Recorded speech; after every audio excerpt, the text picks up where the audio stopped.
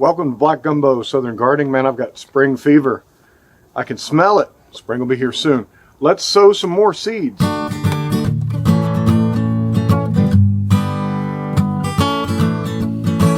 right, so here I am at the potting table 5000, and we're going to put some more seeds in my new Haas Tools trays.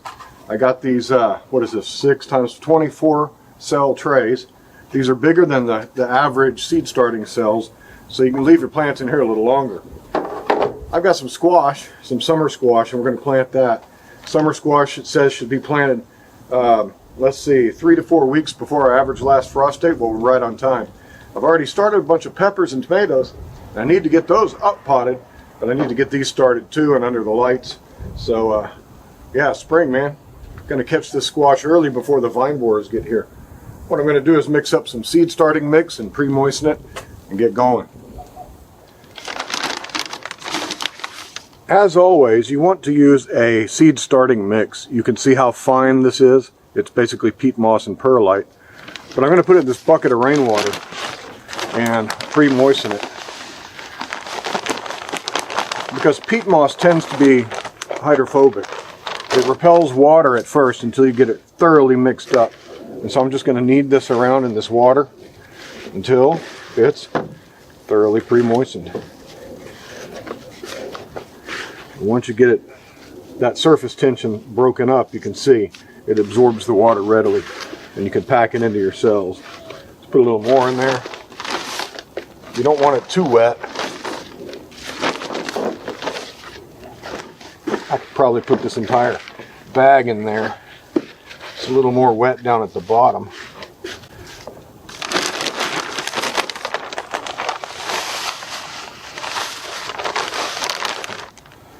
I like it where it sticks together a little bit, but it crumbles apart with the first, with the first pressure of your finger. A lot of people do this indoors. Not for me. This is an outdoor sport. All right, we've got it wet enough so that it'll take up water when we water our seeds in. So now I'm going to fill our trays. I'm going to fill my tray in here.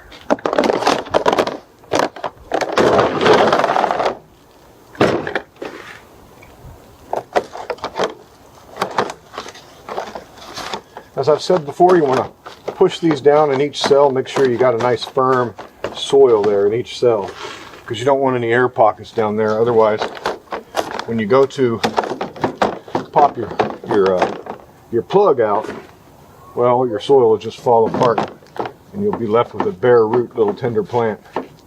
So fill it up real good and firm it in there. It doesn't have to be all the way to the top, but you do want it to be firm. See? Those little cells, man, they can be deceptive as sin. Alright, so I'll just scrape off the excess into my next tray here.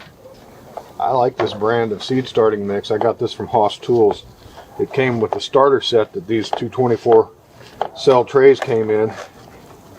I like that brand. Now that I've thrown the packaging away, I don't remember what brand it was. I'll have to go on their website and look. But it's very fine. I have found no big sticks or chunks in it, which is normally what I find in the Miracle Grow brand. There's peat moss isn't ground up as finely as this, and the perlite is not ground up as nicely as this perlite is. This is some real nice seed starting mix. Yeah, I like it. All right, we're going to start with our squash. I'm going to grow this round summer squash. I have trouble with squash because every single year the vine borers come. And last year I almost swore it off. Well, that's great. Isn't that great? Last year I almost swore off trying to grow squash because I've got so many vine borers in my garden. And the larvae, the pupa, are down in my soil. I dig them up all the time. But I'm going to go for it anyway and see if we can beat them again this year. We got a harvest of our summer squash last year. It was our winter squash that really suffered. So I think if we get these started in a tray, normally I put them out and direct sow them. But I'm going to start them a few weeks earlier, hoping that we can get a better chance of success here. So I'm going to put 2 seeds in each one. And I'm going to grow 3 rows of summer squash here. I'm going to plant them about 1 inch deep because the seeds are about a 1/2 inch in length. And what you want to usually do is plant seeds twice their length in depth. I'm going to be planting 3 summer squashes, so let's get 3 rows prepared. I only need 1 or 2 of these plants each, but I'm going to plant extras in case I have some friends and family that would like some. So, I like to use a pencil, push these seeds down in that hole, and cover it up. If we have 2 come up, well, we will thin them by snipping out the weaker of the 2 plants. 2 seeds in each hole. I enjoy starting things indoors. It never ceases to amaze me that seeds actually grow. I know that sounds silly for a gardener who's been gardening for a long time. Gosh, when did I start gardening? It was in the 90s. Took a few years off. Alright, so I need to remember what this is before I put another one in there. Round zucchini. I'm also going to grow some gray zucchini and some costata romanesco zucchini. So we'll get those labels in place. Let's see, gray zucchini next. That's this one. These 3 zucchini seeds are from seeds from Generations. I've plugged them before, but if you'd like to get a source of seeds from a family-owned business where their seeds are very good quality, try the link that I've provided in my description below. And by doing so, you'll be supporting them, but they'll also be supporting my channel. And that's very helpful. Alright, gray zucchini, 2 seeds in each hole, same thing. Just put those 2 seeds on the surface there above the hole, and I'll shove them down with the pencil. No big deal if it's not quite that deep or you get it a little deeper. These things, they really do come up quite vigorously. These large seeds like this and beans and pumpkin seeds and peas, they send up a big, thick, powerful stalk. They'll break through. Don't worry about that. Alright, so now we've got 2 kinds of squash started. Costata romanesco. Now this is very similar to one I grew 2 years ago that I called the stripy guy. And I don't remember what it was, but it sure looked beautiful.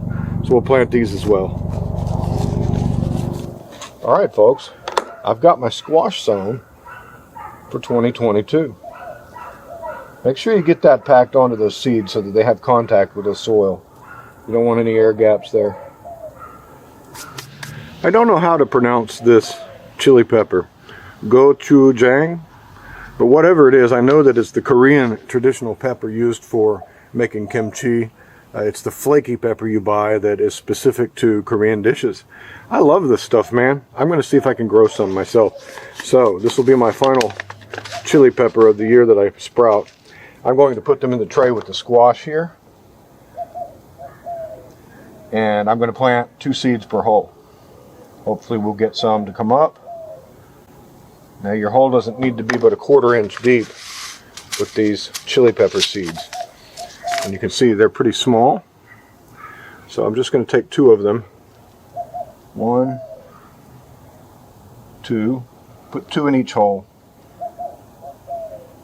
These ought to come up with the warmth in my seed starting room. It's about 80 degrees up there under the lights. So should have no trouble keeping these guys warm. Pepper seeds like to come up in a very warm environment. Alright, I have some left over now in case I want to start more later. Pepper seeds usually last a pretty good while. So let's find the label so we don't forget, and then cover these over. Again, just a 1/4 inch. Seed starting is not a mystery, although it can seem like one. Make sure they get in good contact with the soil. Alright, we should see peppers coming up pretty soon. Alright, for my last tray, I need some more tomatoes. I have a lot of tomato varieties already growing, but I'm going to grow several pots of tomatoes, several different potted tomato plants. So I need some variety.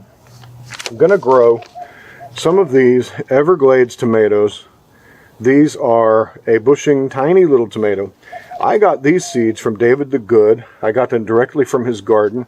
I ate most of them, but I saved some seeds from some. And he got those from Karen Hill, who, if you are familiar with David the Good and his live streams, you know Karen Hill as well. So I've got Everglades tomato seeds that I saved myself. And what I'm going to do is just kind of scratch the surface here. And we're going to plant a few seeds in each of these depressions. And if I can get some of these to come up, I might kind of just sow them or plant them around my yard. There's quite a few in that one. Well, we'll treat that as a dense sowing method. Dense sowing method, you can plant several, up to 15 or 20 seeds in the same hole, and then just tease them apart. It's kind of what we got going here. All right, I've got plenty of seeds to start again if these do not come up. So Everglades tomato, we're just going to kind of press them in just under the surface, cover them up. Well, that's going to be a lot of seeds in that cell. These ought to come up no problem.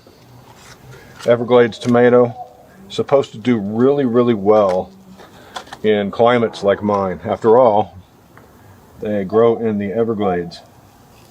You can get Everglades tomato from Daisy the Good's Etsy store. Just search Daisy the Good, and it will be from the same strain, or the same, the same strain, I guess, as these here, because they came from the same farm.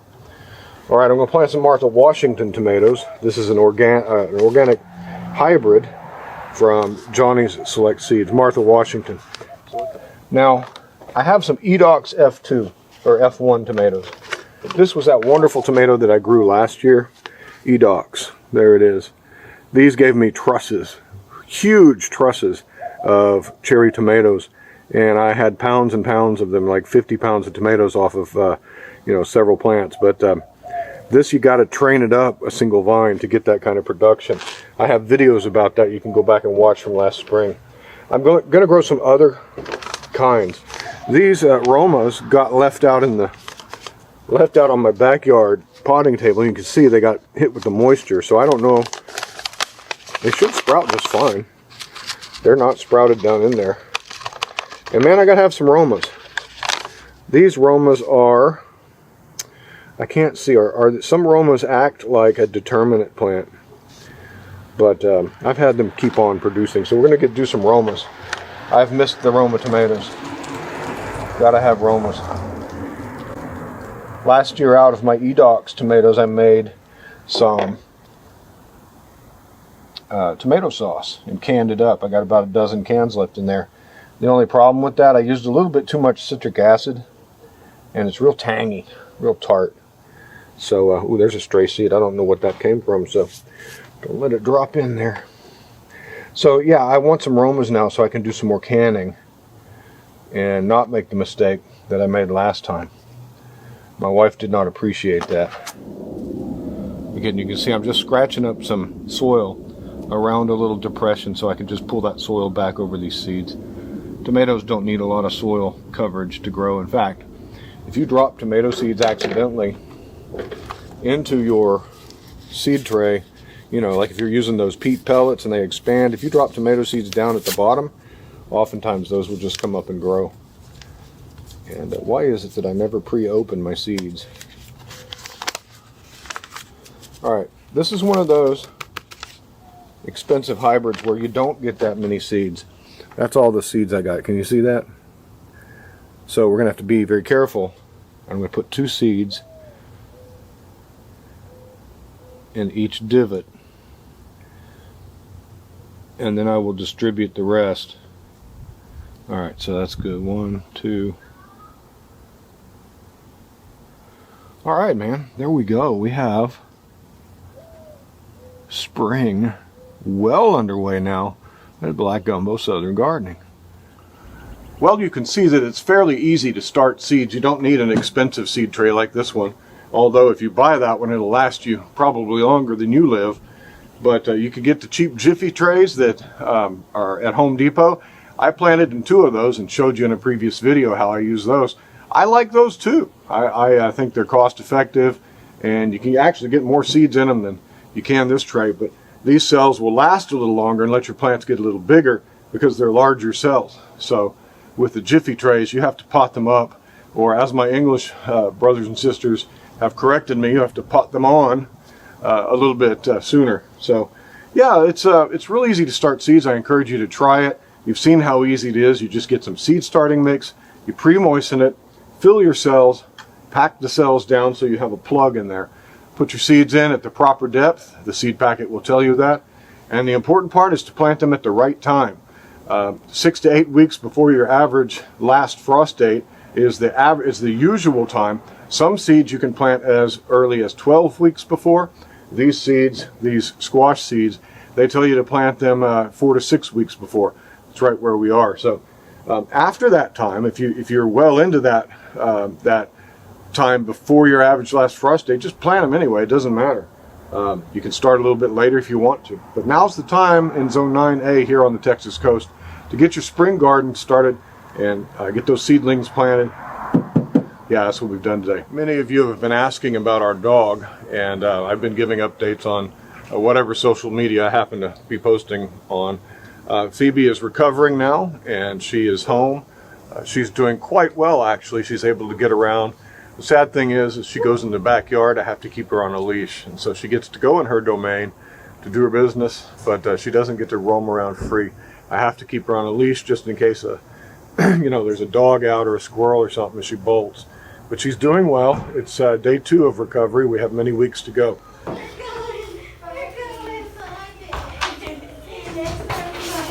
Oh, hello, Phoebe. So she is toe tapping a little bit. She is putting a little bit of weight on there. I know, sweetheart. You ready to go home? Oh, look at that. I know.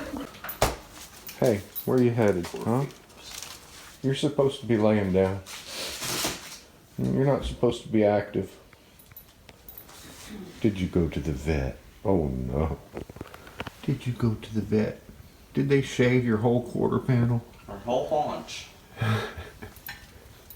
Look at that. Oh my.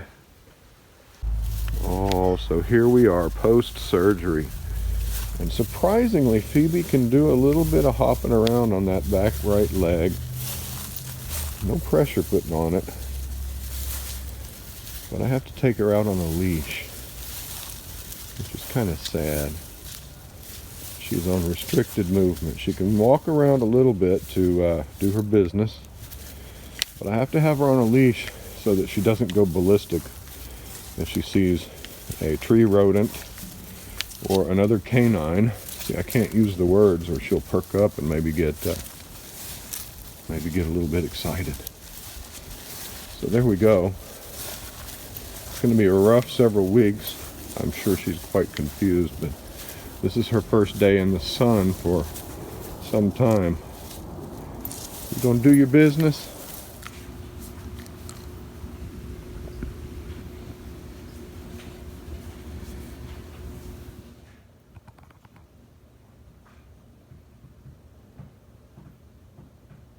So thank you for all your thoughts and concerns about Phoebe.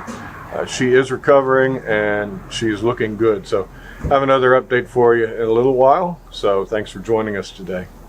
Hey, if you like our content, I hope we have earned your subscription. Please subscribe to us and like our videos. And like us on Instagram as well. We share some pictures around there. So hey, happy gardening to you. We'll see you on the next video. Bye-bye.